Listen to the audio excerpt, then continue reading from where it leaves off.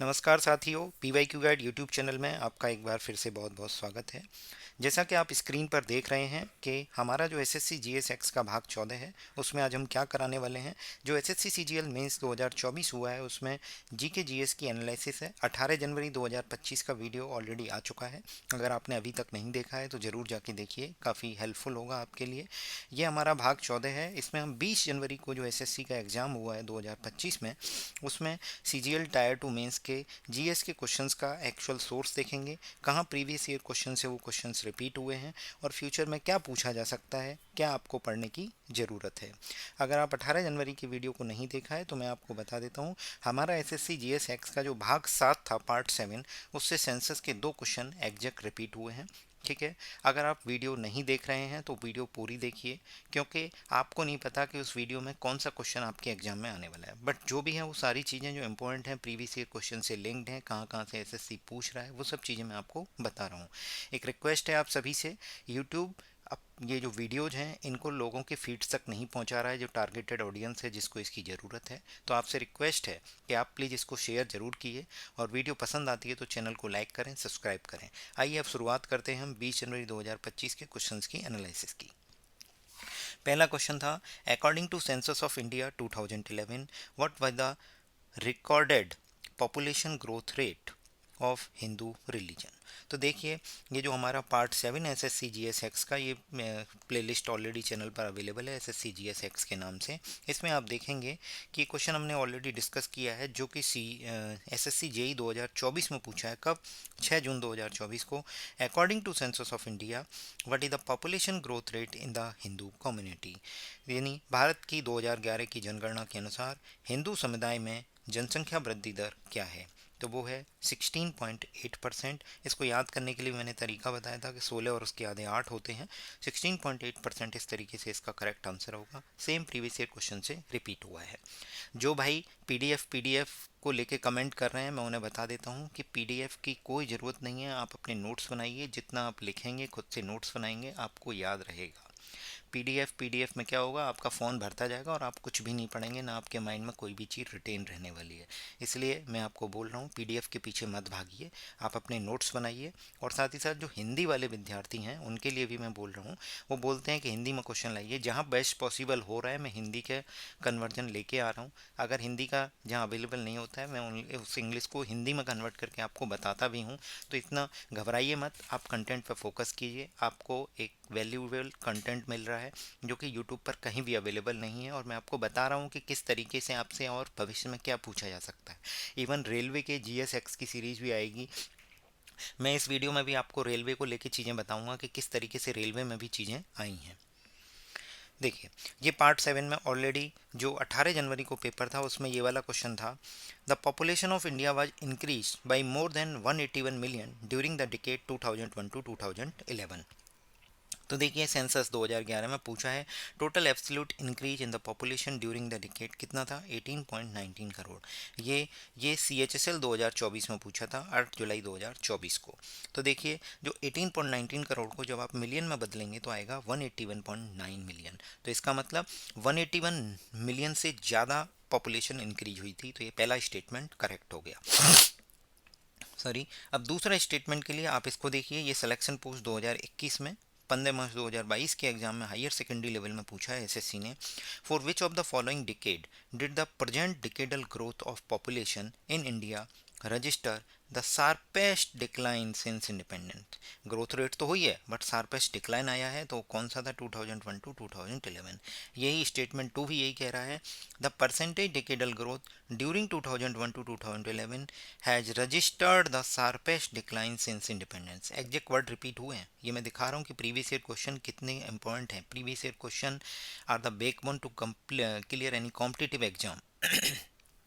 अच्छे से करके जाने, ऐसे नहीं हवा में कर रहे हैं, अच्छे से करके जाइए। बहुत से लोग बोलेंगे मैं करके गया हूँ, भाई जिस तरीके से करने चाहिए उस तरीके से करना है। ऐसे नहीं कि मैंने उनको क्वेश्चंस को आंसर को याद कर लिया है, भाई उनको याद भी करो, उनकी एनालिसिस करो अच्छे से कि क्या और पूछ सकता है।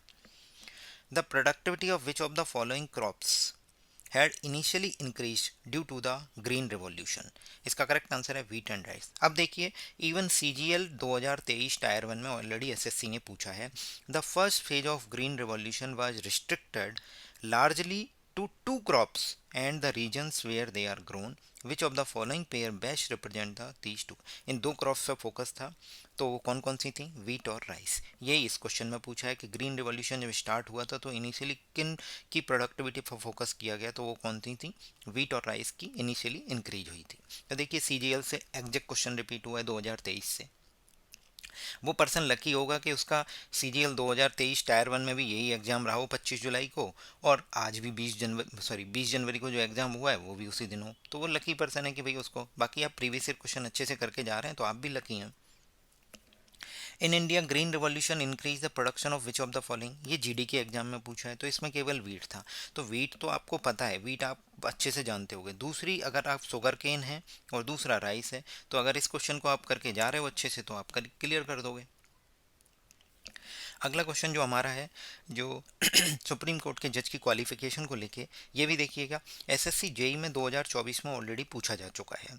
क्या था? विच of the following is not, यहाँ पे भी क्या है, the qualification of appointment of जज ऑफ द सुप्रीम कोर्ट। अगर आप ये क्वेश्चन करके जा रहे हैं 2024 जेई का, एसएससी मतलब एसएससी के सारे एग्जाम, जेई है, सीपीओ है, सीएचएसएल है, सीजीएल है, एमटीएस है, जीडी है, सिलेक्शन पोस्ट है, साइंटिफिक असिस्टेंट है, और जेटीओ का एग्ज़ाम, और जो कांस्टेबल के एग्ज़ाम होते हैं, मिनिस्ट्रियल एग्ज़ाम है, जो भी एग्ज़ाम है सबके करके जाने हैं। ऐसा नहीं कि बस सीजीएल। हाँ, हमारी प्रायोरिटी होगी, प्राथमिकता होगी, हम सीजीएल पे पहले देखेंगे, हम जिस एग्ज़ाम को टारगेट कर रहे हैं एटलीस्ट उसके करके पहले उसको करें, उसके बाद फिर हम देखेंगे।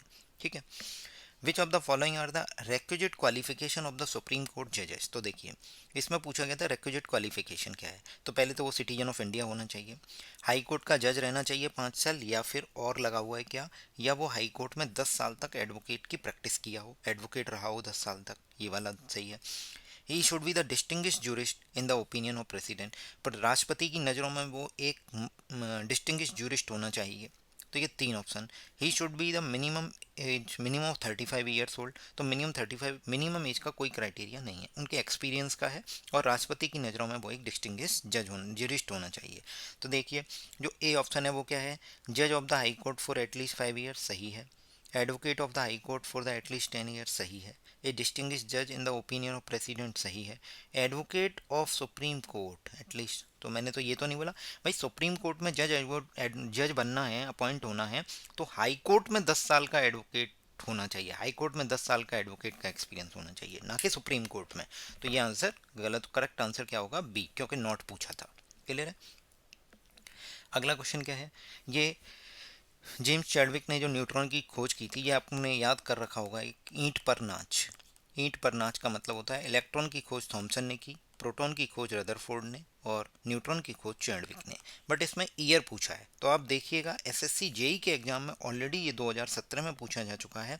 Who discovered the neutron in 1932 while working at the Cavendish laboratory, तो 1932 इज द करेक्ट आंसर। किसने किया था? James Chadwick. यही क्वेश्चन आपसे पूछा है, when did James Chadwick prove the existence of the neutron, an elementary particle devoid of any electrical charge, मतलब उस पर कोई भी इलेक्ट्रिकल चार्ज नहीं होता, उदासीन होता है, उसकी खोज जेम्स चैडविक ने 1932 में की थी। तो अब देखिए अगर आप एनसीईआरटी भी पढ़ रहे हैं तो एनसीईआरटी में ऑलरेडी लिखा है, in 1932 James Chadwick discovered another atomic particle which had no charge and a mass nearly equal to the proton, साफ साफ लिखा हुआ है। क्लियर है। अब आपसे फ्यूचर में क्या पूछा जा सकता है भाई, कैवेंडिश लेबोरेटरी का नाम याद कीजिए, हो सकता है आपसे पूछ ले 1932 में जो जेम्स चैडविक जी हैं उन्होंने न्यूट्रॉन की खोज किस लेबोरेटरी में की थी, बहुत सारे दे देगा वो नाम, आपका आंसर आपको पता ही नहीं है, तो भाई क्या आंसर है? Cavendish laboratory. आपको लगा पेपर टफ है भाई, आया तो प्रीवियस ईयर से ही है। अगला क्वेश्चन देखिएगा, साउथ सेंट्रल जोन का आपको हेडक्वार्टर पूछा है। तो देखिए अगर डी ट्रिपल एस वी को फोकस करें तो डी ट्रिपल एस वी में ऑलरेडी पूछा है, सिकंदराबाद जो है वो साउथ सेंट्रल रेलवे का है, तो इसका आंसर सिकंदराबाद है। आप यहाँ नहीं जा रहे हैं तो आईसीआर का एग्जाम देखिए, आईसीआर के एग्जाम में भी ऑलरेडी एसएससी ने पूछा है, वो आईसीआर वालों ने पूछा है, which of the following zones of the Indian railway the Secunderabad comes under, तो साउथ सेंट्रल रेलवे। अब इसके बाद आप देखिएगा सीडीएस के एग्जाम में ऑलरेडी इस चीज़ को पूछा है कि साउथ सेंट्रल रेलवे का कहाँ पे है, तो सिकंदराबाद है। इसका करेक्ट आंसर ये है, आप देख लीजिए।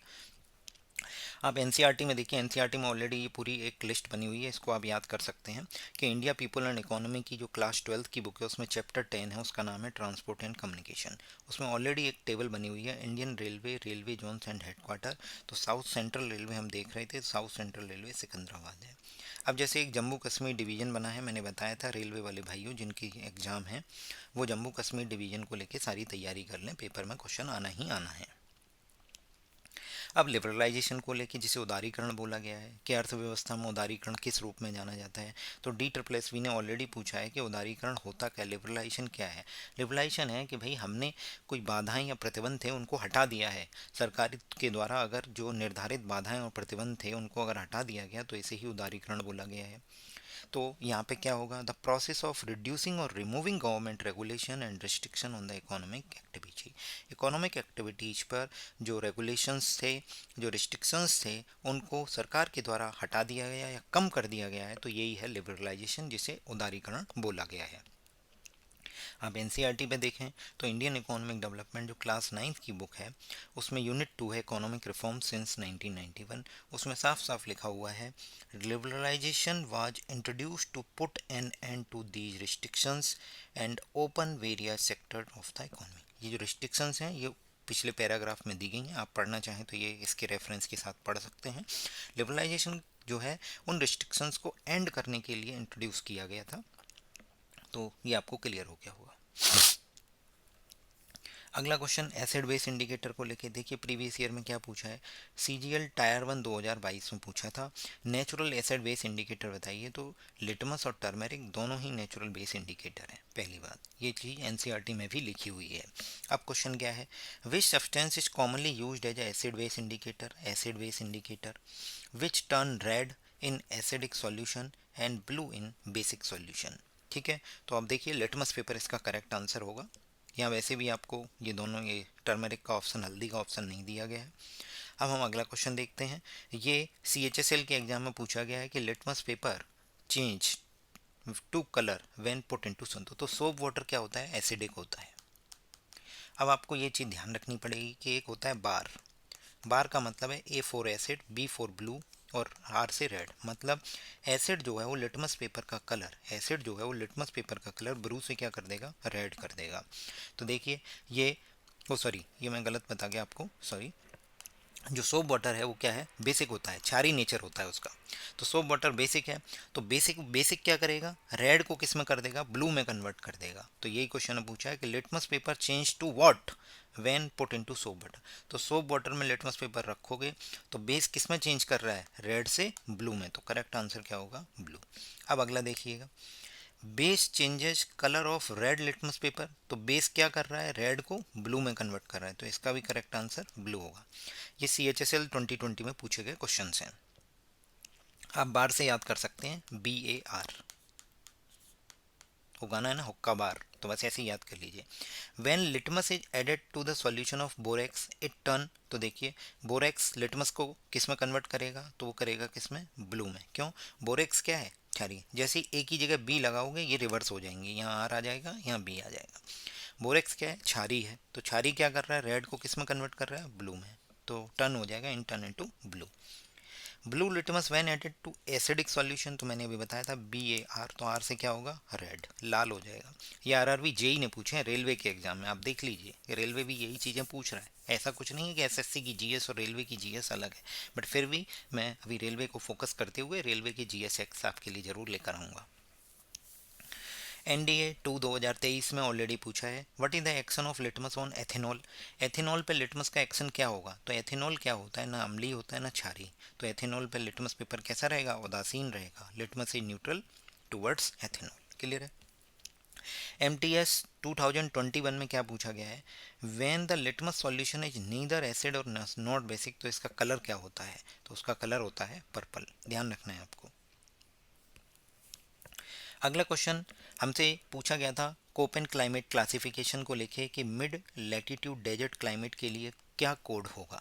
तो अगर आपने fundamentals of physical geography class 11th की अगर बुक पढ़ी है तो उसमें 11वां चैप्टर ही है world climate and climate change, उसमें एक टेबल दे रखी है।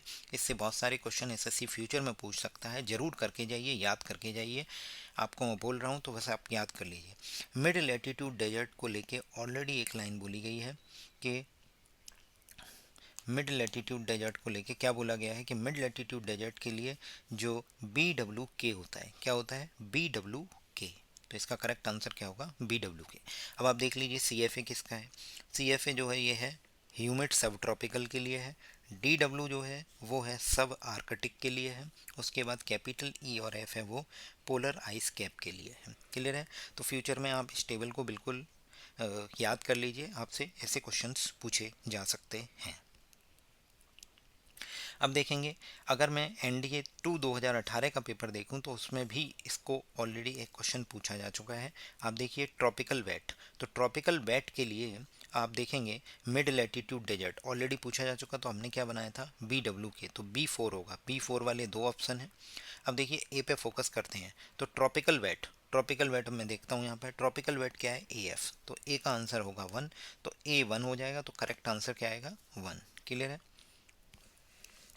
ऐसा नहीं है, CHSL 2021 में इस टॉपिक को लेके ऑलरेडी पूछा जा चुका है, तो अब ये आप नहीं कह सकते कि प्रीवियस ईयर क्वेश्चन में नहीं पूछा गया है। आपको प्रीवियस ईयर क्वेश्चन की एनालिसिस करनी है। कुछ क्वेश्चंस एग्जैक्टली रिपीट हो रहे हैं, कुछ आपको टॉपिक एटलीस्ट टॉपिक तो दे रहे हैं ना कि भाई आपको किस क्वेश्चन को किस तरीके से क्या टॉपिक पढ़ना है। कोपन क्लाइमेट को लेके क्वेश्चन पूछा जा चुका है कि dry climates are subdivided using the capital letter S for semi arid region और steppes, W is for what, तो W is for desert region. जब ये आप NCERT का ये वाला चैप्टर पढ़ेंगे तो आपको ये सारे कोड उसमें पता चल जाएंगे, इस टेबल से पहले दिए गए हैं। क्लियर है। CGL 2023 टायर 1 में भी कोपन क्लाइमेट को लेके ऑलरेडी पूछा जा चुका है कि which type of climate is denoted CWG, तो CWG का करेक्ट आंसर क्या होगा monsoon with dry winter, monsoon with dry winter. अगला क्वेश्चन जो है वो है कि which international treaty was adopted in 1992 to combat global warming and prepare for its effects. मतलब आप देखिएगा कि 1992 में जो ग्लोबल वार्मिंग और उसके जो इफ़ेक्ट थे उनको कॉम्बैट करने के लिए कौन सी ट्रीटी अडॉप्ट की गई थी। तो 1992 में अगर मैं आपको देखूं, आपको बताता हूं, जो क्लास 12 की एक बुक है कंटेम्प्रेरी वर्ल्ड पॉलिटिक्स, उसमें चैप्टर 8 में जाएंगे जब एनवायरमेंटल एंड नेचुरल रिसोर्सेज, तो उसमें साफ साफ एक लाइन लिखी गई है 1992 United nation framework convention on the climate change also provides that party should act to protect the climate system on the basis of equity in accordance with their common but differentiate responsibilities and respective capabilities। 1992 इसका correct answer होगा। तो 1992 में कौन सा है United nation framework convention on climate change. अब देखिएगा railway ने इवन एसएससी ने इनकी फुल फॉर्म ही पूछी है केवल। देखिए यूपीएससी ने क्या पूछ लिया कि United nation framework convention on climate change एक इंटरनेशनल ट्रीटी किससे ड्रॉ की गई थी, तो रियो दे जनेरियो जो ब्राज़ील का एक शहर है, यहाँ 1992 में एक United nation conference on environment and development हुई थी, उसका रिजल्ट था ये। क्लियर है। अब देखिएगा रेलवे ने और एसएससी CHSL ने ऑलरेडी बस इनकी फुल फॉर्म पूछ रखी है, तो क्या है United nation framework convention on climate change, United nation framework convention on climate change. Clear है। हो सकता है आपके रेलवे के एग्जाम में आ जाए, तो आप जरूर सारी चीज़ें देखिएगा। अगला क्वेश्चन जो था who discovered the laws of levers and pulleys which allow us to move heavy object using the small forces.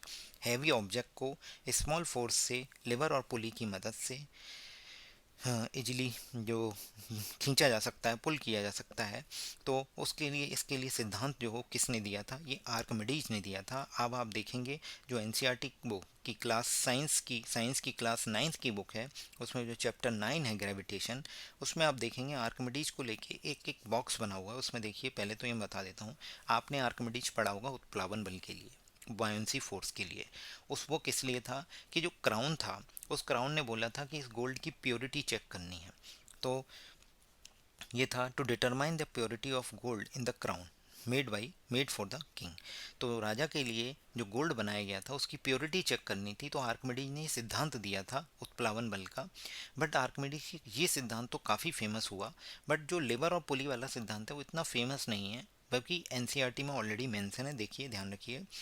His works in the field of geometry mechanics made him Themis, his understanding of levers and pulleys, wheels, and axle helped the Greek army in its war with the Roman army. जब Greek army और Roman army का जो war हुआ था, तो Greek army को Archimedes ने, मतलब जो हैवी हैवी जो तुम्हारे मतलब जो भी इंस्ट्रूमेंट होंगे लड़ने के, जो भी हथियार थे हैवी हैवी, उनको कैसे खींचा जाए, तो उन्होंने लेवर और पुली की सहायता से उन्हें समझाया था।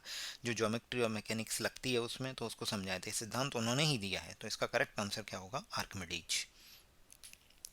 नेक्स्ट क्वेश्चन देखेंगे। ये देखिए करंट अफेयर पे ऑलरेडी आप, अगर मैंने बताया आप पीआईबी डेली पढ़िए, केवल गो थ्रू होइए, कुछ भी नोट डाउन मत करिए, आपके सबकॉन्शियस माइंड में सारी चीज़ें चली जाएंगी। आज की पीआईबी जो है, आज जो है कल की पीआईबी पढ़िए, क्या क्या इंपॉर्टेंट है उसको एक बार गो थ्रू हो लिए बस, जैसे न्यूज़पेपर पढ़ते हैं।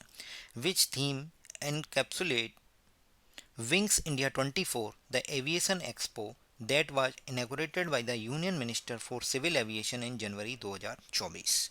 तो इसका करेक्ट आंसर ऑलरेडी इसमें दे रखा है, आप देख सकते हैं। विंग्स इंडिया 24, इसमें एक थीम लिखी हुई है, connecting India to the world in Amritkaal, setting the stage for India civil aviation at the rate 2047। ध्यान से देखिएगा, तो इसका करेक्ट आंसर होगा ए।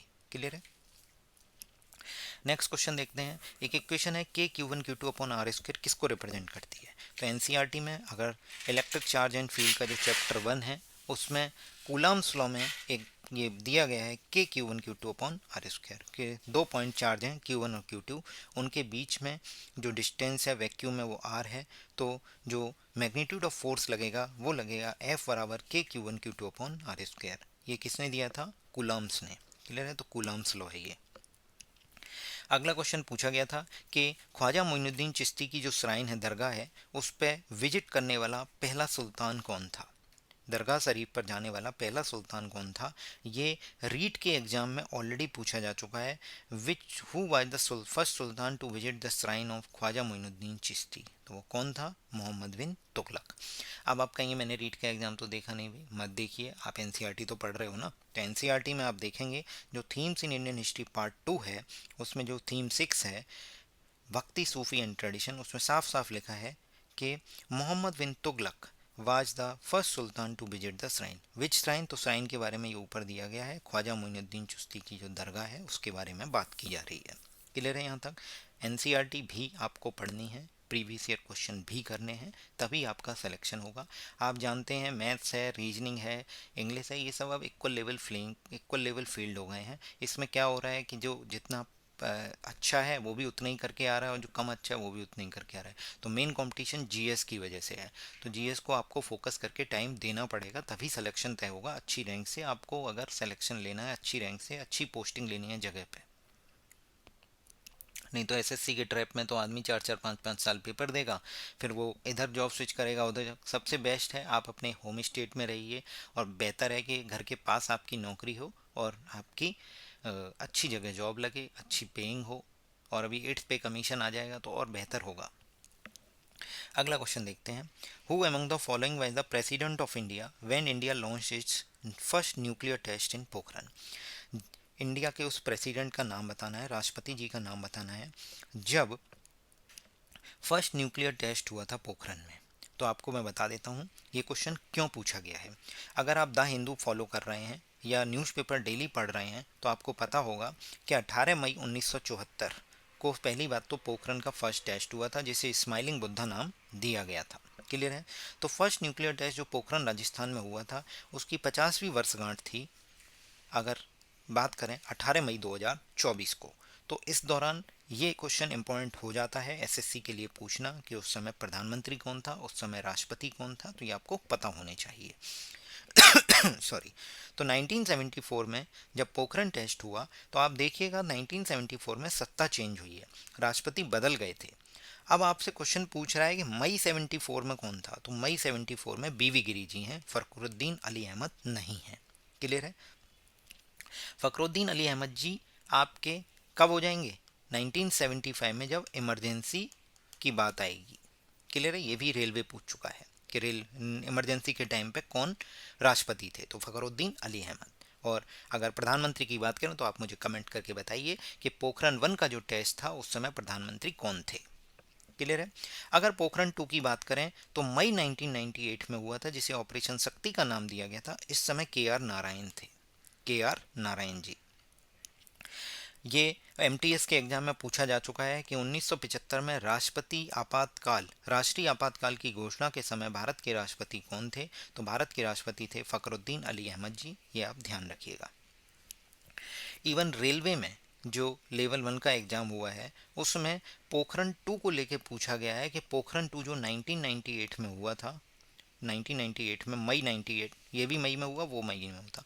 मई 1998 में जो पोखरण 2 हुआ था उस टाइम प्राइम मिनिस्टर कौन थे, तो प्राइम मिनिस्टर कौन थे, अटल बिहारी वाजपेयी। अगर मैं आपसे प्रेसिडेंट की बात करूं तो वो कौन थे, अभी हमने देखा था, अभी हमने क्या देखा था कि पोखरण 2 के टाइम पे जो प्रेसिडेंट थे वो कौन थे, के आर नारायण जी। मेरा एक सिंपल क्वेश्चन आपसे है, आप मुझे कमेंट करके बताइए कि पोखरण 1 के टाइम पे who was the prime minister. Clear है। अगला क्वेश्चन देखेंगे। हाँ, ये देखिए रेलवे ने ये क्वेश्चन पूछा, काफ़ी अच्छा क्वेश्चन है एनटीपीसी ने, कि who was the chairman of atomic energy commission. भाई एटॉमिक एनर्जी कमीशन के चेयरमैन कौन थे जब पोखरण टेस्ट हुआ 1974 में, तो वो थे होमी सेठना, होमी सेठना। अब आपको क्या करना है, मैंने आपसे एक क्वेश्चन तो ये पूछा है, एक दूसरा क्वेश्चन मैं ये पूछ रहा हूँ आपसे कि जो पोखरण 2 हुआ, पोखरण 2 के टाइम पे प्रेसिडेंट आपको बता दिया मैंने, प्राइम मिनिस्टर आपको बता दिया। अब आप एटॉमिक एनर्जी एजेंसी के जो चेयरमैन हैं वो आप मुझे कमेंट करके बताइए। पोखरण 1 के टाइम पे आपको प्रेसिडेंट भी पता चल गया, प्राइम मिनिस्टर भी कमेंट करके बताना है, और एटॉमिक एनर्जी कमीशन के चेयरमैन आपको बता दिए गए हैं, कौन है, होमी सेठना। मतलब पोखरण 1 और पोखरण 2 दोनों की डेट्स, उनके नाम, ऑपरेशन बुद्धा, ऑपरेशन शक्ति, ऑपरेशन स्माइलिंग बुद्धा, ऑपरेशन शक्ति, और प्रेसिडेंट, प्राइम मिनिस्टर और एटॉमिक एनर्जी कमीशन के जो चेयरमैन है ये आप याद कर लीजिए। जो क्वेश्चन मैंने आपको बता दिए हैं वो नोट डाउन कर लीजिए, जो मैंने आपसे पूछे हैं उनको सर्च कीजिए नेट पर, जैसे भी आप करना चाहें, और मुझे कमेंट करके बताइए कि भाई पोखरण 1 के टाइम पे प्राइम मिनिस्टर कौन थे और पोखरण 2 के टाइम पे एटॉमिक एनर्जी कमीशन के चेयरमैन कौन थे। क्लियर है। नेक्स्ट क्वेश्चन देखते हैं। ये क्वेश्चन पूछा गया है, in which of the following years Mahatma Gandhi lead the satyagraha and hunger strike for the first time in India. Bharat में पहली बार सत्याग्रह और हंगर स्ट्राइक जो है महात्मा गांधी जी लीड कर रहे थे, तो वो कौन से, 1918 में, 1918 में जो अहमदाबाद की मिल स्ट्राइक थी उसके लिए गांधी जी ने सबसे पहले हंगर स्ट्राइक की थी। तो ये क्वेश्चन यूपीएससी सीएपीएफ में पूछा जा चुका है। When and where Mahatma Gandhi first use his method hunger strike to achieve a desired goal. तो करेक्ट आंसर क्या है, Ahmedabad in the year 1918, Ahmedabad mill strike का क्वेश्चन है। क्लियर है, तो करेक्ट आंसर होगा डी। अब आपसे अगर ये पूछा गया था, ये जो बताया था फ्लूइड मोजाइक मॉडल, तो फ्लूइड मोजाइक मॉडल को लेके ऑलरेडी CHSL 2021 में पूछा जा चुका है क्वेश्चन। अब देखिएगा, in which year by the fluid mosaic model propose by Singer and Nicolson the model commonly represent the cell membrane structure and dynamics in which year. तो विच ईयर 1972। अगर आप एनसीईआरटी में ये यूनिट 2 देखेंगे, cell organelle and biomolecules, तो उसमें साफ साफ ये लिखा गया है, a widely accepted model of for the organization of plasma membrane, plasma membrane के ऑर्गेनाइजेशन के लिए जो सेमर, Jonathan Singer and Garth L Nicolson ने 1972 में एक फ्लूइड मोजाइक मॉडल रिप्रेजेंट किया था, जो कि वाइडली एक्सेप्टेड है, सब जगह वाइडली एक्सेप्टेड मॉडल है। तो इसीलिए इसने पूछा है, एसएससी ने, एनसीईआरटी से डायरेक्ट उठाया गया 1972। अगर आप बात करेंगे सीएचएसएल में तो इसका नाम ऑलरेडी क्लियर हो चुका है, तो आपको पढ़ के जाना चाहिए। क्या है, which cell theory proved that quasi fluid nature of lipid enables the lateral movement of protein within the overall bilayer। इसका करेक्ट आंसर है कि जो लिपिड है उसका क्वासी फ्लूइड नेचर होता है, जो कि प्रोटीन के जो लेटरल मूवमेंट है उसको इनेबल करता है। तो ये कौन सा मॉडल है, ये फ्लूइड मोजाइक मॉडल है। क्लियर है, सॉरी। अगला क्वेश्चन पूछा गया कि गिनीज वर्ल्ड रिकॉर्ड बनाया फास्टेस्ट बैडमिंटन शॉट के लिए। फास्टेस्ट बैडमिंटन स्मैश था कितना, 565 किलोमीटर पर आवर की स्पीड का। किसने बनाया? तो ये बनाया है सात्विक सिराज रंकीरेड्डी ने। सात्विक सिराज रंकीरेड्डी, ये ऑलरेडी 18 जुलाई 2023 का करंट अफेयर है। इसमें पूछा है सात्विक इसमें Guinness world record with the fastest badminton hit. क्या नाम है इनका? इनका नाम है सात्विक सिराज रंकीरेड्डी। ठीक है, अगला क्वेश्चन देखेंगे हम। देखिए, इंडिया पाकिस्तान का कुछ भी है, लोग इसको टफ बोल रहे हैं, बट मैं बोलूँगा भाई इंडिया पाकिस्तान का कुछ भी है तो आपको याद करके जाना है, हाईलाइट रहता है हमेशा, चाहे वो क्रिकेट मैच हो या कोई भी स्पोर्ट्स इवेंट हो। तो आपको देखिए, वुमेंस का क्रिकेट हो, वुमेंस का हॉकी हो, फुटबॉल हो, कुछ भी हो, आपको ध्यान रखना है अगर इंडिया पाकिस्तान को रिलेटेड कोई भी न्यूज़ कवर हो रही है तो देखिए, ये ऑलरेडी लिखा है, India beat Pakistan 2-1, break record for winning most men's hockey junior Asia cup title. ये जून 2023 की न्यूज है, तो इसका करेक्ट आंसर क्या होगा? हॉकी। क्या था? In which sport India defeat Pakistan 2-1 to lift the men junior Asia cup in 2023, overtaking them in the winning the maximum title at the prestigious event. तो हॉकी का वो जूनियर एशिया कप था, ये आपको ध्यान रखना है। आपके लिए मैं बता देता हूँ भाई, इंडिया पाकिस्तान को लेकर कोई भी स्पोर्ट इवेंट हो रहा है, न्यूज़ में अगर आ रहा है तो आप उसको नोट डाउन करिए, आपके एग्जाम में आना ही आना है। किसी चीज़ की एनिवर्सरी है, पहले यूपीएससी फोकस करता था, अब एसएससी ने फोकस कर लिया। भाई देखिए, पोखरन 1 की एनिवर्सरी थी तो 50 साल हुए थे, एसएससी ने पूछ लिया। अगला क्वेश्चन क्या है? ये देखिए, पीआईबी से आया है, 28 दिसंबर 2024 पीआईबी। एग्जैक्ट लाइन कॉपी होती हैं। क्या लिखा हुआ है? What is the name of software launched by National Minority Development Finance Corporation for digitizing loan accounting process and integrating the MIS portal, including the release of mobile app and Android and iOS? तो देखिए, mobile app बनाई और जो पुराना portal था MIS, उसका जो data था और जो लोन अकाउंटिंग प्रोसेस था, इन सबको डिजिटाइज किया गया। तो जो NMDFC है, उसने एक नया सॉफ्टवेयर बनाया, उसका नाम था मिलन, मतलब minority loan accounting for NMDFC। देखिए, ये साफ साफ लिखा हुआ है, NMDFC launch Milan minority loan accounting software app to digitize loan accounting process between the applicant, SCH, NFTC, including integration of MIS portal of NMDFC which has data 14.75 lakh beneficiary. तो उनकी android और iOS मोबाइल ऐप भी launch की हैं। Clear? Exact line copy होती है SSC की। Last question ये पूछा गया है, in which of the following cases supreme court of India give a ruling that in case of any conflict between the fundamental rights and the directive principles the former would prevail. तो इसका correct answer है Champakam Dorai Rajan case 1951। इसमें क्या था? इसमें बोला गया था कि अगर फंडामेंटल राइट और डीपीएसपी के बीच में अगर कोई भी कॉन्फ्लिक्ट होता है तो फंडामेंटल राइट हमेशा टॉप पर रहेंगे। तो ये स्टेट ऑफ मद्रास वट के चंपकम दोराई राजन केस था। ठीक है, ये भी आप ये एमपी के एक एग्जाम में पूछा गया क्वेश्चन है। अब आपको क्या ध्यान रखना है कि Champak Dorai reason case SSC अब घुमा फिरा के आपसे इसका ईयर पूछ सकता है, पहली बात आपको ध्यान रखनी है। दूसरी बात आपसे ये ध्यान रखना है, ये मद्रास का केस है। वो 4 ऑप्शन ऐसे दे देगा, स्टेट ऑफ मद्रास के Champakam Dorai Rajan case, state of Punjab versus Champakam Dorai Rajan case, state of Madras की जगह स्टेट ऑफ दिल्ली दे देगा। तो आपको ध्यान रखना है कि भाई मद्रास का है, चंपकम दोराई राजन केस है 1951। इसमें बोला गया है कि फंडामेंटल राइट जो है वो प्रिवेल करेंगे ओवर किस पे? डीपीएसपी पे। क्लियर है? तो इस तरीके से हमने एसएससी सीजीएल 2024 का जो टायर 2 20 जनवरी 2025 को हुआ, वो एक्चुअल जो क्वेश्चंस जहाँ जहाँ से उठाए गए, एक्चुअल सोर्स प्रीवियस ईयर से लिंक करते हुए मैंने आपको बताए हैं। वीडियो आपको पसंद आई होगी, काफ़ी हेल्पफुल होगी। नोट्स बनाते चलिए, पीडीएफ के पीछे मत भागिए। जहाँ हिंदी का मैं हो पा रहा है मैं कर रहा हूँ अपनी तरफ से, और अपना बेस्ट ट्राई कर रहा हूँ। आप बस अपना बेस्ट ट्राई कीजिए, आप इसको शेयर ज़रूर कीजिए ज़्यादा से ज़्यादा। यूट्यूब लोगों तक नहीं पहुँचा पा रहा है, तो आपसे रिक्वेस्ट है आप इसको शेयर कीजिए, लाइक कीजिए, कमेंट कीजिए। जो क्वेश्चंस मैं पूछ रहा हूँ उनको नोट डाउन करिए, वो इंपॉर्टेंट हैं, इसीलिए मैं आपके ऊपर छोड़ रहा हूँ। कुछ मेहनत आप भी करिए, हम लोग आपस में जुड़े रहेंगे जिससे, नहीं तो क्या होगा कि आप नोट्स बना बना के रखते जाएंगे और वो आपके दिमाग में ही नहीं रहेंगे। तो नोट्स बनाइए, उनको रिवाइज भी करना है। ठीक है? Okay, thank you so much, please share. Thank you.